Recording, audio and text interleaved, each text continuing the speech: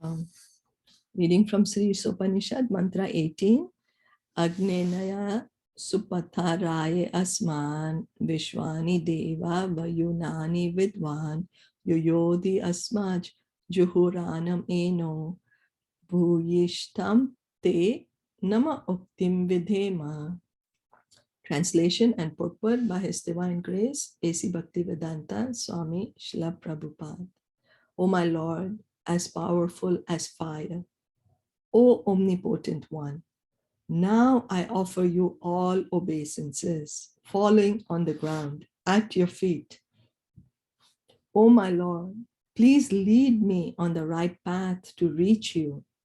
And since you know all that I have done in the past, please free me from the reactions to my past sins so that there will be no hindrance to my progress. By surrendering to the Lord and praying for His causeless mercy, the devotee can progress on the path of complete self-realization. So what do we have to do? We just have to say, oh my dear Lord, please have mercy on me. Oh my dear Lord, I can't do it by myself. Please help me. And this is surrendering to the Lord, trying to attract the mercy of the Lord, praying for His causeless mercy. There is no cause for Krishna to give us this mercy because we can't even remember what we have done, how sinful we have acted, how offensive we have been. We can't even remember it. We can't remember it. But here we are trying to pray for Him to give us His mercy, which is causeless. There is no cause for Him to give us this mercy. Why should He? What is the reason? But only because of His own love, only because of His own compassion. We do not have the qualification to receive His mercy. What is the qualification do we have? We have no qualification, but we are praying to the Lord, kindly bestow your causeless mercy. And in this way, we can progress on the path of complete self-realization, not partial self-realization, but complete self-realization.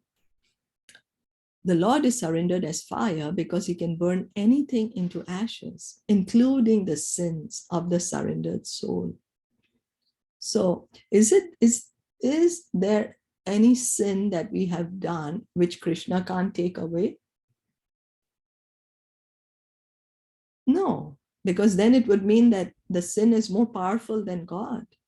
But God is more powerful than our sins. So He can burn into ashes all the sins that we have committed. Only what we have to do, we just have to surrender. Just surrender unto Krishna.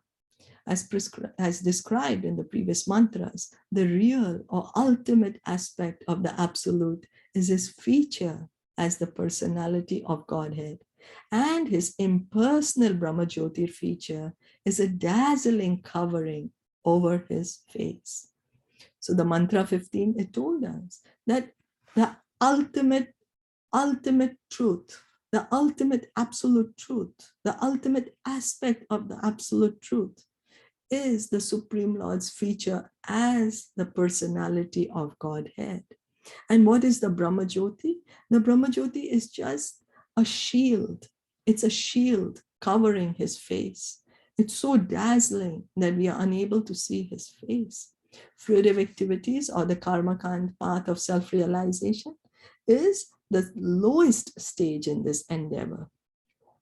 So we were saying that, or if we think that when we are on the path that, okay, I'm on this body, and so let me do some pious activities, let me do some good dan, punya, some charity, some penance, some austerity, not for the pleasure of Krishna, but so that I can get a better body. I can get a better situation to enjoy myself.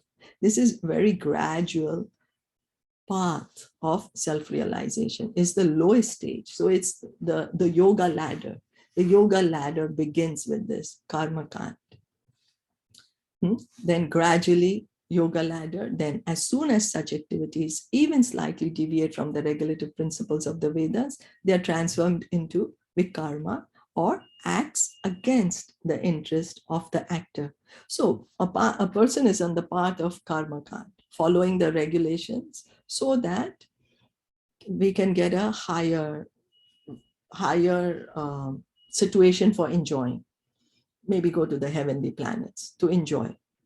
But what happens even if slightly we deviate from the Vedic principle, then we are engaging in vikarma. What happens? Why is Vedas telling us don't indulge in vikarma? Why? Because it is then against our interest. It's going to delay our progress. It's just for that reason, nothing else. What is the Vedas trying to tell us? Come quickly as possible as to Krishna. Why they're telling us don't engage in vikarma or sinful activities? Why?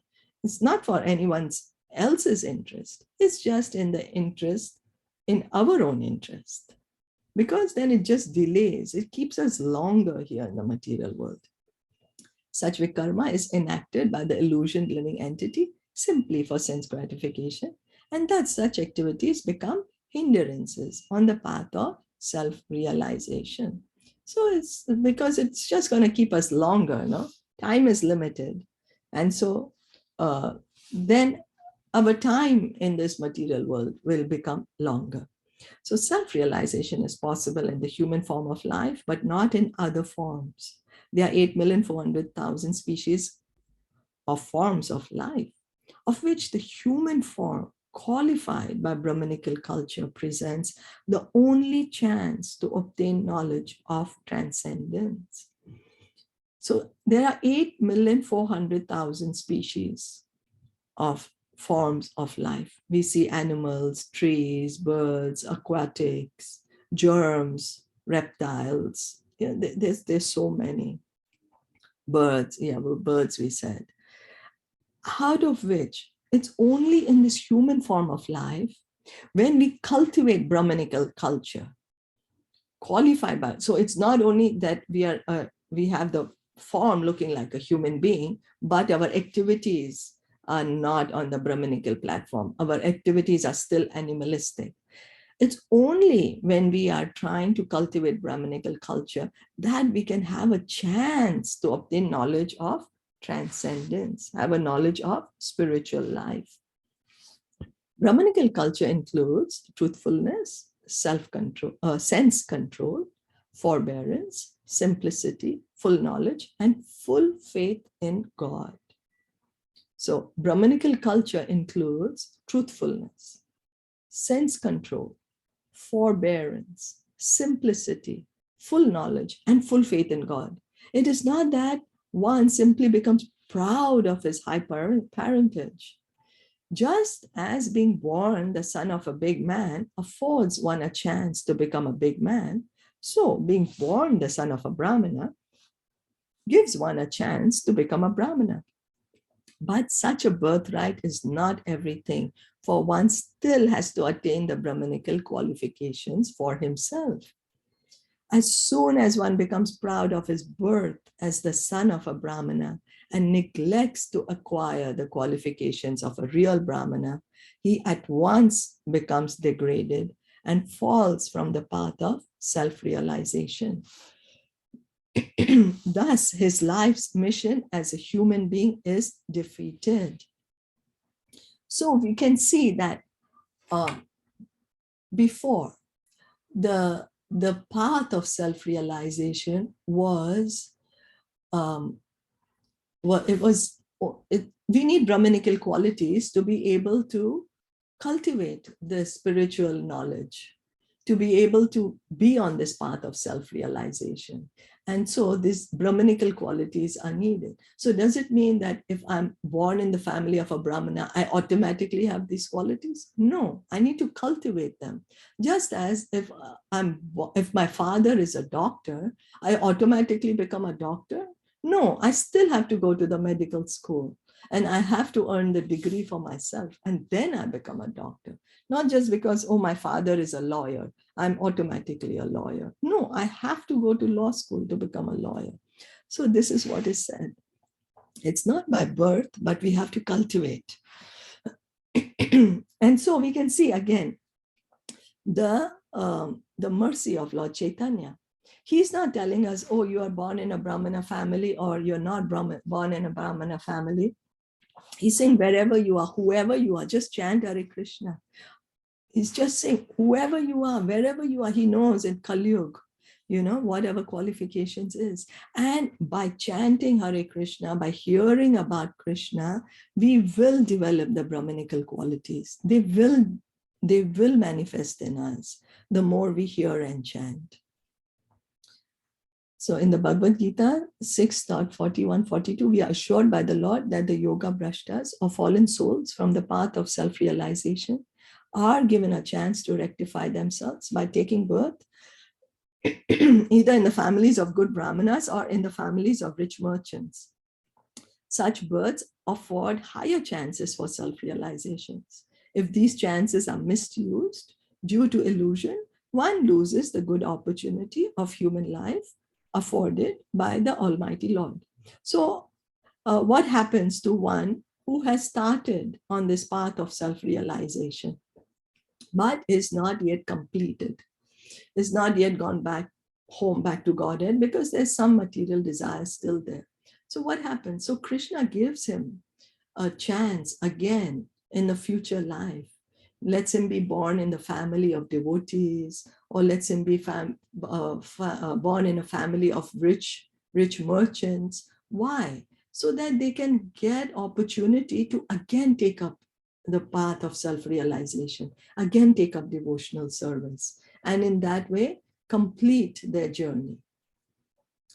But again, it's the individual choice is there. We can misuse, the person can misuse the choice. Even if they're given the body of a human being, born in the family of a great transcendentalist, born in family of good brahmana, or born in family of a rich merchant, if the person misuses his choice, then he's not taking advantage of the opportunity which is given by the Lord by being given this human body. Because this body is a mercy of the Lord. It's a mercy given to us. We in this body we have the capability to understand spiritual knowledge, to get self-realization, to understand transcendental knowledge. But the choice is ours. Krishna never interferes in our choice.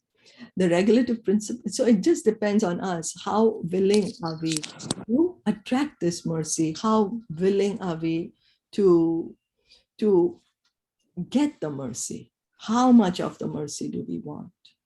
Lord Chaitanya's mercy. Sorry, I just have one question. Is it also said that those four things, the good house, the beauty, the knowledge, and one more thing, so these four are the result of the mercy of the Krishna already, so that you can proceed ahead in your spiritual life, isn't it? The riches that you're born in a very rich family. Yeah. Right? Yeah. So, and he's giving us a chance to come more close to him. To him, yes, it's his mercy. Yes. Right? That's his mercy, right? Yes, it's his mercy. Because you have already advanced to that level, so he wants you to advance more ahead, right? Yes. Yes.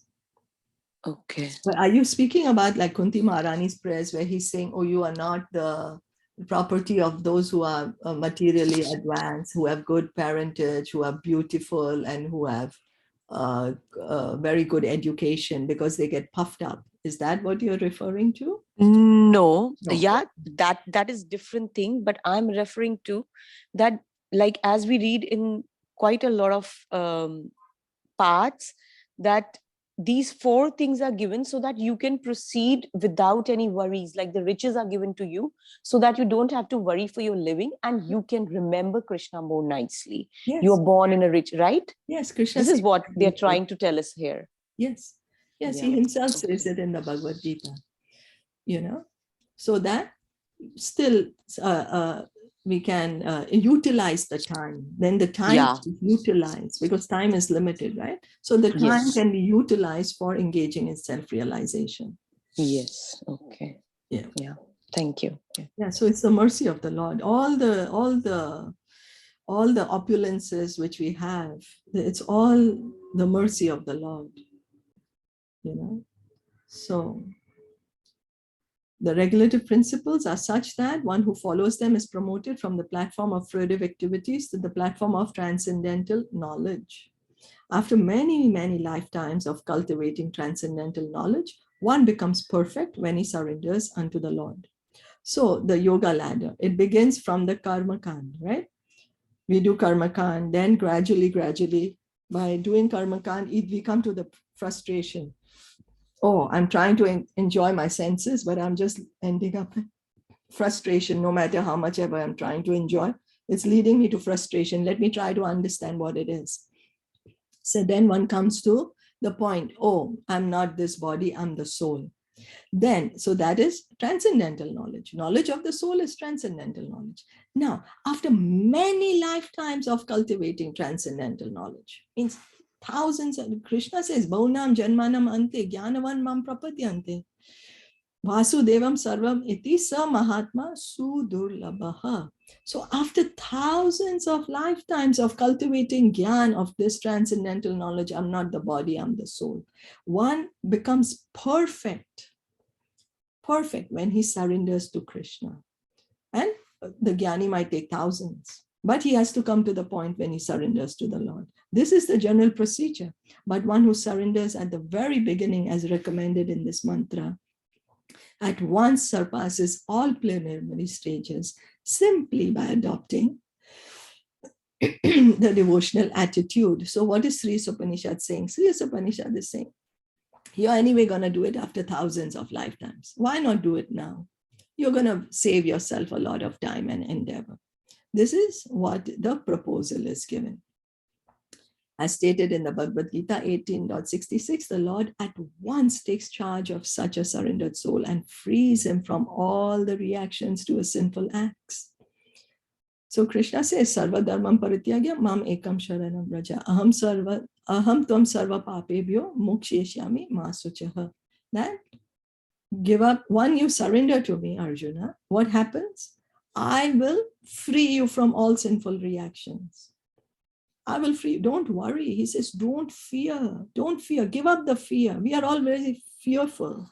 We are always fearful of different things. Each of us have our fears. But he says, you surrender to me and you won't be fearful. I will take away all these sinful activities. Now, where are these sinful reactions coming from? There are many sinful reactions involved in karma kand activities.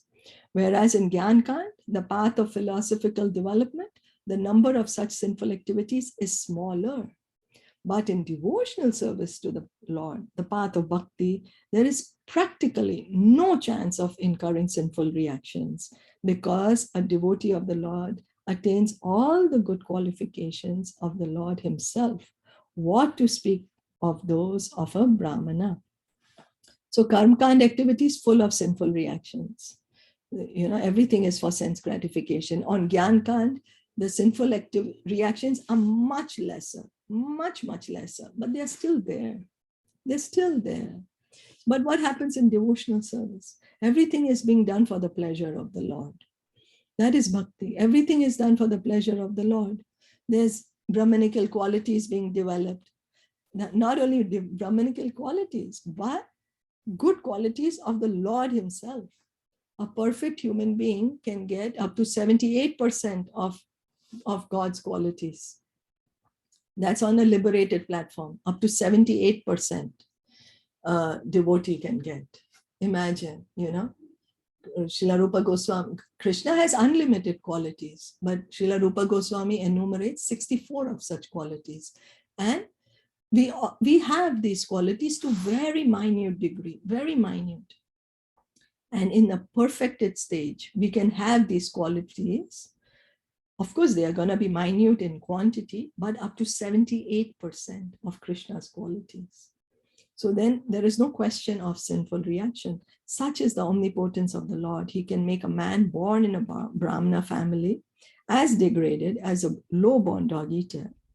And he can also make a low-born dog-eater superior to a qualified Brahmana simply on the strength of devotional service. So anyone can take up devotional service. Somebody is a dog-eater, can we stop him from engaging in devotional service? No, devotional service is the birthright. It's the right of each and every living entity. Each and every living entity. No one can be barred from devotional service. Why? Because that is the activity of the soul. Each living entity are the souls. So it is the right of every living entity. And this facility can be fully utilized in the human form of life. In the human form, we have the necessary intelligence, we have the necessary ears, the tongue with which we are able to hear and chant the holy name. We have the intelligence to be able to understand the transcendental knowledge. Since the omnipotent Lord is situated within the heart of everyone, he can give directions to his sincere devotees by which they can attain the right path. So the Paramatma is there in everyone's heart. He is giving us the direction. If we are sincere, he will guide us. He guides us. He says that he is sitting in the heart of the pure devotee. He burns with the shining lamp of knowledge, the darkness born of ignorance. It is Krishna who is guiding us. When he sees the sincerity, he makes the arrangements to come closer to him. Such directions are especially offered to the devotee, even if he desires something else. As far as others are concerned, God gives sanction to the doer only at the risk of the doer. But in the case of a devotee, the Lord directs him in such a way that he never acts wrongly. The Srimad Bhagavatam Canto 11, Chapter 5, Text 42 says. So why is this difference? Here it said that Krishna is guiding the devotee, and to someone who is not a devotee, Krishna gives the sanction only at the risk of the doer. Means, again, the karma is involved, the reactions are involved. Why is Krishna acting like that? Because of our desire. It's not that Krishna is partial. No, it's just our independent individual desire. How do we want to reciprocate with Krishna? How much do we want to accept Krishna and his position and our own position? So Bhagavatam says, Svapadamulam bhajata priyasya tyaktanya bhavasya harihi pareshaha vikarma yakchopatitam kathanchid dunoti sarvam hridi sanivishtaha. The Lord is so kind to the devotee who's fully surrendered to his lotus feet that even though the devotee sometimes falls into the entanglement of vikarma, acts against the Vedic directions, the Lord at once rectifies such mistakes from within his heart. This is because the devotees are very dear to the Lord. So the Lord guides the devotee. The devotee is assured of the full protection of the Lord. The Lord never leaves the devotee. Never. He never leaves any one of us, specifically the devotees. Why? Because it's like a small baby. You know, a parent has 5 children, and one child says, I don't need you. It's okay, I can manage by myself. So the parent will keep an overall eye, but will not interfere too much with the child. But another child is always, no, mama, papa, I want to be with you. I want to be with you. Can we do this together? Let's do this together. Then the parent automatically spends more time with the child. It's reciprocal. It doesn't mean the parent does not care about the other child. Does, also maintains the other child, but the other child wants to be left alone. That's where his peace is. So the parent does that. He reciprocates accordingly. Krishna is the same. In this mantra of Sri Isopanishad, the devotee prays to the Lord to rectify him from within his heart. To err is human. A conditioned soul is very often apt to commit mistakes, and the only remedial measure to take against such unintentional sins is to give oneself up to the lotus feet of the Lord, so that he may guide one to avoid such pitfalls. So this mantra 18 of Sri Isopanishad is asking us to attract the mercy of the Lord, to pray to the Lord for his mercy. We all commit mistakes. We are in this body, in this material body, which is imperfect. We all commit mistakes. And so what is the remedial measure? It said to take shelter of the lotus feet of the Lord. The Lord takes charge of fully surrendered souls. Thus, all problems are solved simply by surrendering oneself unto the Lord and acting in terms of his directions. Such directions are given to the sincere devotee in two ways. One is by way of the saints, scriptures, and spiritual master, and the other is by the way of the Lord himself, who resides within the heart of everyone. Thus, the devotee, fully enlightened with Vedic knowledge, is protected in all respects. So Krishna, how does he reciprocate with the sincere devotee? By giving him arrangements of sadhu, guru, and shastra, the saints, the bona fide spiritual master, the scriptures, and other as the Paramatma within him, the Chaitya Guru, who's within everyone's heart. And in this way, a devotee gets Vedic knowledge. Vedic knowledge. Vedic knowledge is transcendental and cannot be understood by mundane educational procedures. One cannot understand the Vedic mantra. One can understand the Vedic mantras only by the grace of the Lord and the spiritual master. Yasya deve parabhaktir yatha deve tatha guru. So how can we understand the Vedic knowledge? You know, there are so many people who read the Vedas, who recite the Vedas, but do they understand the Vedas? What is the essence of the Vedas? It is only one who has implicit faith in both the Guru and in the Supreme Lord are all the imports of the Vedic knowledge revealed. Yasya deve parabhaktir yatha deve tatha guru. If one takes shelter of a bona fide spiritual master, it is to be understood that he has obtained the grace of the Lord. The Lord appears as the spiritual master for the devotee. Thus, the spiritual master, the Vedic injunctions, and the Lord himself from within all guide the devotee in full strength. In this way, there is no chance for a devotee to fall again into the mire of material illusion. So Krishna gives all protection. And here it is said, if one takes the shelter of the bona fide spiritual master, it is to be understood that he has obtained the grace of the Lord. So each of us can take shelter of the spiritual master. It's not limited to anyone. Each of us can take a shelter of a bona fide spiritual master. Bona fide. That's the reason Krishna sends the spiritual masters for us. He appears as the spiritual master. The spiritual master is the representative of the Chaitya Guru, of the Paramatma. So the Guru, the Vedas, and the Paramatma himself, they guide the devotee.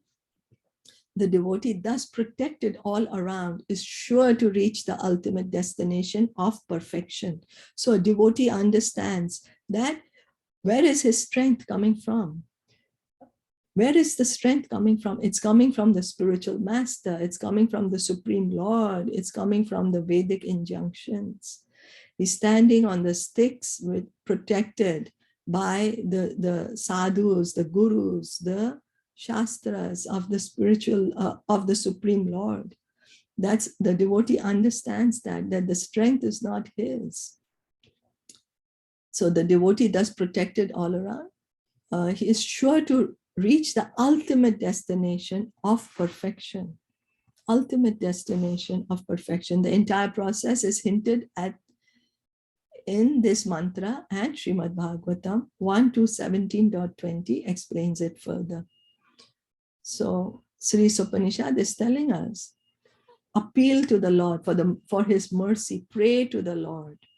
Take shelter of the causeless mercy of the Lord. He's waiting. He wants to give the mercy.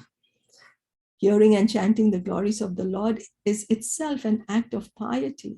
The Lord wants everyone to hear and chant his glories. Why? Because he is the well-wisher of all living entities. So we want, we see the hoardings when election time, the politicians are there and the politicians want us to hear and chant their glories. Why? Because the politician wants votes. They want votes so that we can vote for them and they can come into power. So is Krishna like that? That he wants us to hear and chant his glories? That Krishna wants, all of you hear and chant. So then means I am so supremely powerful. No. Why is he asking us to hear and chant? It's for our benefit. He's the well-wisher of all our living entities. Krishna is not going to gain anything. But by hearing and chanting the glories of the Lord, one becomes cleansed of all undesirable things, and then one's devotion becomes fixed upon the Lord. Our hearts get purified. Our desires get transformed into spiritual desires. Our heart gets softened. We get devotion. At this stage, the devotee acquires the Brahmanical qualifications, and the effects of the lower modes of nature, passion and ignorance, completely vanish. So this is the reason the Lord is saying, hear and chant, so that the ignorance and passion in our heart can completely go away. That's why he's our well-wisher. Why is he our well-wisher? He wants us to, he's helping us how we can give up our lower qualities and be situated on the platform of pure goodness. Why? Because he knows that on the platform of pure goodness, we will be completely happy. Completely happy. The devotee becomes fully enlightened by virtue of his devotional service. And thus he comes to know the path of the Lord and the way to attain him. As all doubts diminish, he becomes a pure devotee. Thus end the Bhaktivedanta purports to Sri Isopanishad, the knowledge that brings one nearer to the Supreme Personality of Godhead, Krishna. So, thank you everyone for reading with us, for listening into us, this reading of Sri Isopanishad. It's been amazing, amazing. And I'm very grateful to you all for reading together. Are there any questions or comments?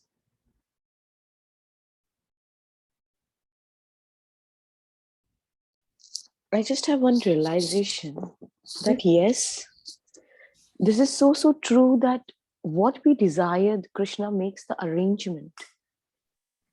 We are talking today in the present life, what we are living. Then why not what we desire, he'll give us after we die? Because I have seen that he simply arranges the people around you according to your desire sometimes. Yeah. Yeah. Because if you're desiring something, then he makes the arrangement so that you can move ahead in that journey of yours, whatever your desire is. Yeah. If your desires are materialistic, then definitely the arrangement will be made accordingly. And if your desires are spiritually, the arrangements will be made accordingly. And then simply the circle, like your connections you start getting connected to the people who have the same desires sometimes. I mean, I might be wrong. No, I don't know, but yeah, good. I just realized. Yes. Because it's a journey. Like, we can't realize things in just one day. We have to pray to him that Krishna, this is what I think, that this is what you're arranging for me. And your arrangement has to be best. There's no doubt. Yes, thank you for sharing your realization. So good. Your voice is breaking. I'm not sure, is it my internet or yours? I'm not sure if others are able to hear you.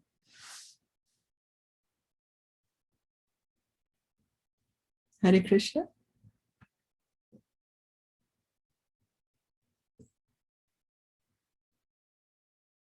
Okay. I think maybe, yeah, she's just back. Yeah. I'm sorry. Hare Krishna. Yeah. Hare Krishna. Sorry about that. It was my internet connection. No problem. Yeah. So yes, it's a very good realization, and thank you for sharing it. Because I think that past 1.5 year, the beautiful journey I had with you all made me realize that, yes, I mean, somewhere in the core, in the depth of my heart, yes, the desires made it happen. And we were praying to Krishna, and that, yes, Krishna, then what is bhakti? That's what he's giving. So we just used to say, oh, Krishna, I just want your prema bhakti. So you have to be ready. You're desiring that, and he will give you that. So I think that we should be very, very carefully make our desires and like very smartly desire these things from Krishna, because he gives you either materially or spiritually. Everything will be given. He's the benefactor. So yes, I mean, in the 1.5 year has been a beautiful platform to, I'm not sure that I know Krishna, but yes, I know that he holds my strings. That's it. I don't claim to know him because nobody can know. Even great saints don't know him. But yes, this much I know, that he holds my strings. Meri dori unke haath mein hai. And whatever he will do, that will be best for me. Yeah. Thank you so much for sharing your realization with us. Thank you. That's a very, very nice realization. Very nice. And thanks for connecting our strings, because yes, you hold a very, very, very, very important place in this. This wouldn't have been possible without this morning program or the afternoon that we are doing. Yeah. Very true. Yeah, just this wouldn't be possible. Because yes, we were living our lives and we were praying, we